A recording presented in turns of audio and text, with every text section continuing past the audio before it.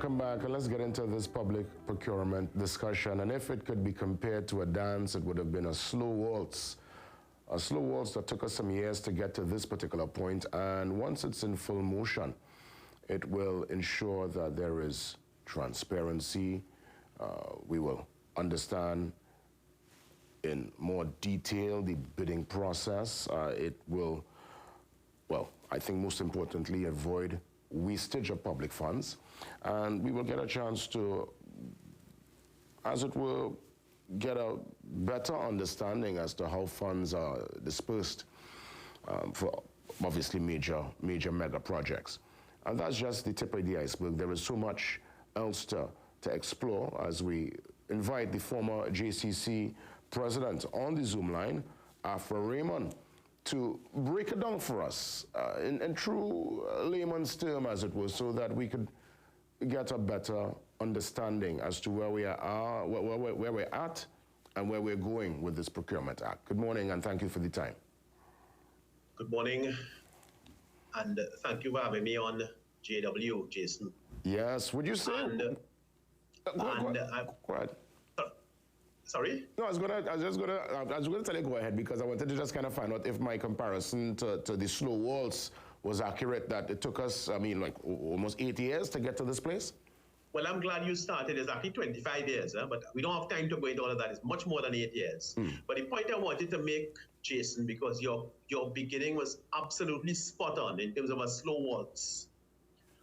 One of the things we need to not forget is that this law has been delayed for the last 10 months by a play that took place between the Attorney General and the judiciary. The Attorney General wrote the judiciary back in April last year asking for a checklist to implement this law. The law was ready, the regulations are ready. The judiciary wrote at the end of May last year with a 29-page document setting out objections to the law, which I think was going too far.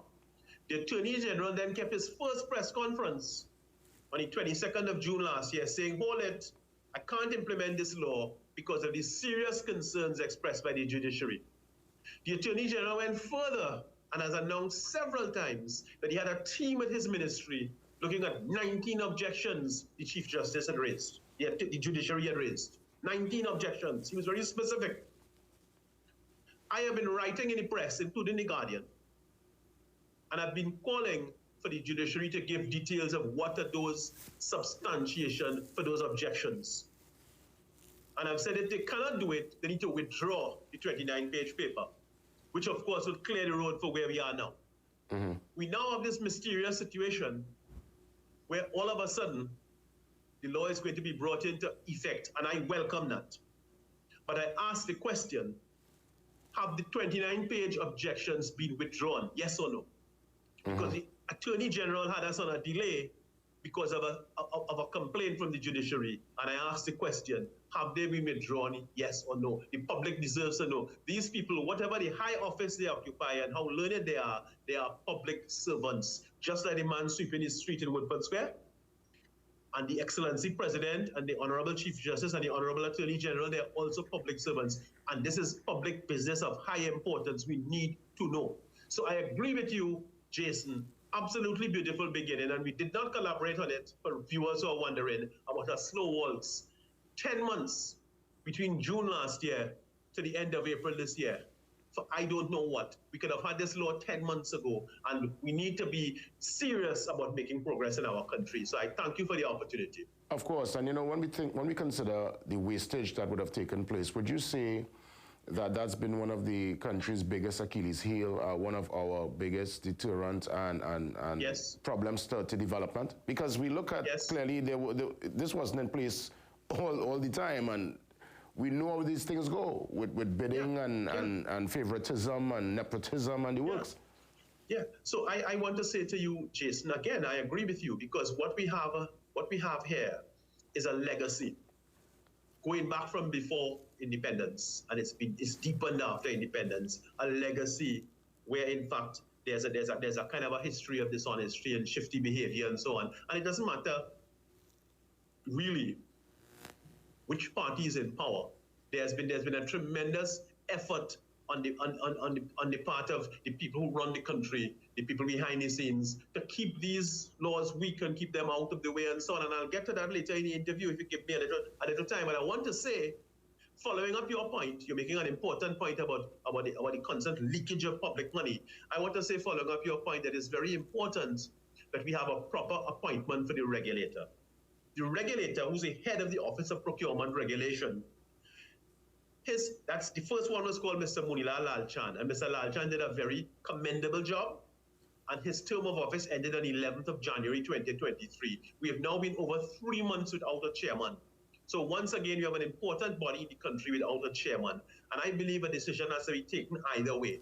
Either we reappoint Mr. Lalchan, which I support, or if the decision is to go another way, and that decision is in the hands of the president, if the decision is to go another way, that there's a transparent process to select new candidates. But I believe it's really important that the Procurement OPR office has a proper appointment for its regulator. We're going to roll over after 7 with the interview because there is so much more to discuss. But before we take the break, we have about 2 minutes before we get to the news. Sure. That particular role and function of the chairman, it must also, that's also an independent bench. What's the... Absolutely. Right. So what's the process to select a suitable man or woman in that particular role? Just to be succinct, the appointment is under the law. The appointment is in the hands of the President of the Republic, who makes the decision in their discretion. Somebody who's suitably qualified and so on, after consulting with the Prime Minister, the leader of the opposition. That's the succinct answer. Okay, thank you so much.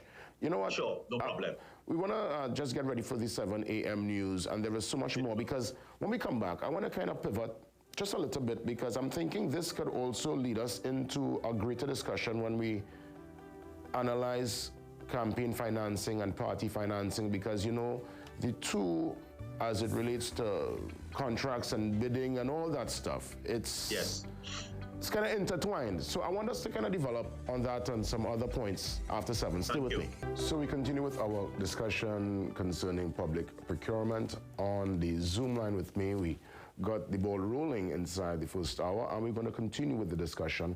And I want to pick up where we left off. Of course, the JCC, former JCC president, Afra Raymond, is on the Zoom line with me. And Mr. Raymond, as I would have mentioned, Jason, campaign financing, a very important discussion also. And I think it's intertwined with this development with procurement, because obviously one hand doesn't clap. We know that it's no secret. It's been a part of, I would say, the political fabric, that when someone is favorable, and this happens across the board.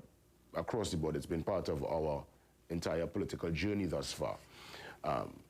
The awarding of contracts being used as a tool, as it were, as a means to appease faithful people who would have supported, people who would have given resources and funds to help with the victory, as it were.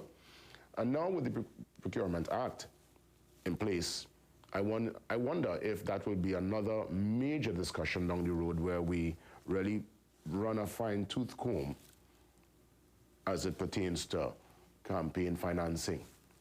What say you? Well, again, Jason, although we didn't coach each other for this interview, you raised a seminal point, a central point, because the central point being that campaign financing is the other side of the coin to the anti-corruption, white-collar crime discourse. And what we did in writing the procurement law was we tried to conceive of a way to get around that.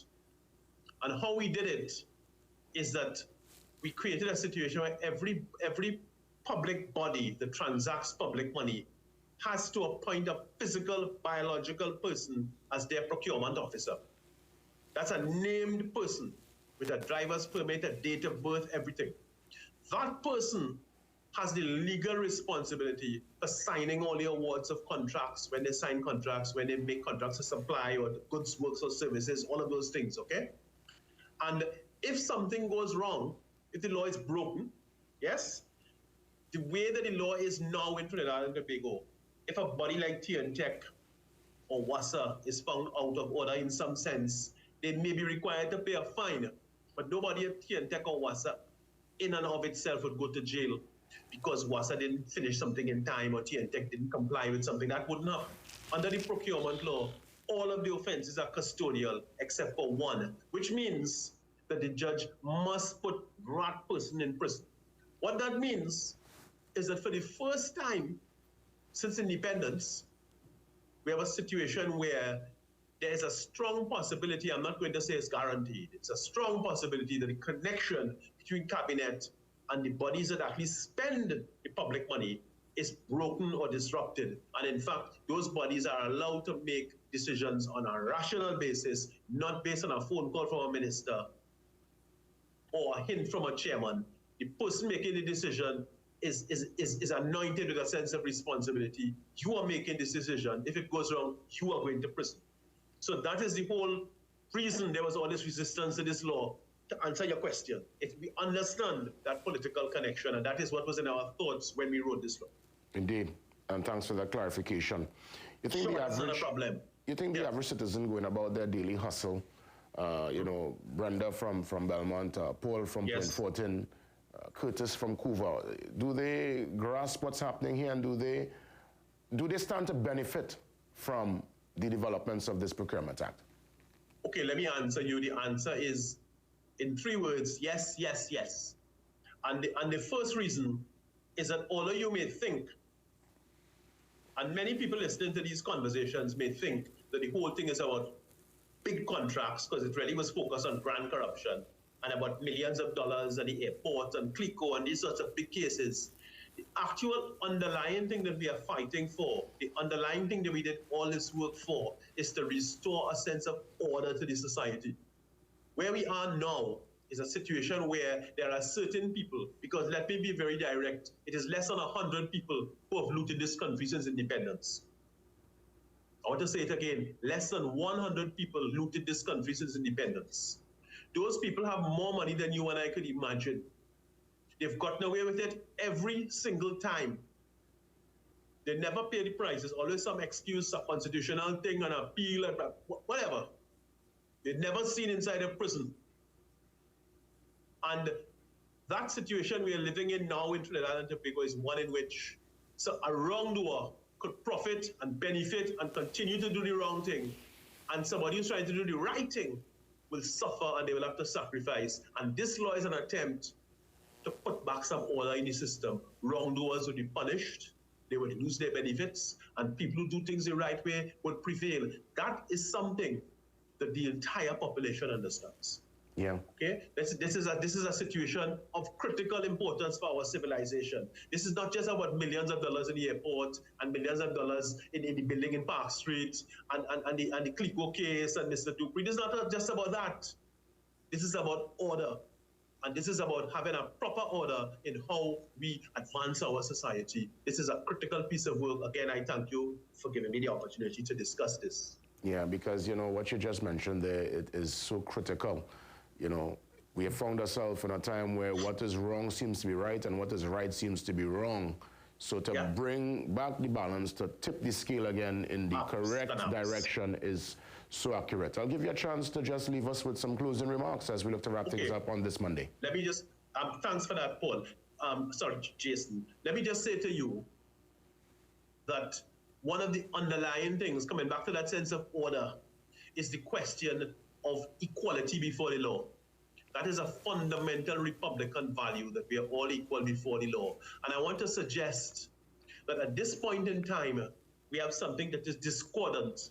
Because what we have in the law, what happened in 2020 under the Minister of Finance, and it was voted for in Parliament, is that lawyers' fees, accountants' fees, bankers' fees, and government-to-government arrangements are exempt from this procurement legislation. They're not under the oversight of the procurement legislation. And I want to say those exemptions do violence to the concept of equality before the law. If lawyers, bankers, accountants, and foreign governments can be exempt from our law, which is supposed to provide transparency and oversight, why not grant exemptions to engineers or architects? I'm a surveyor. Why don't you give me an exemption?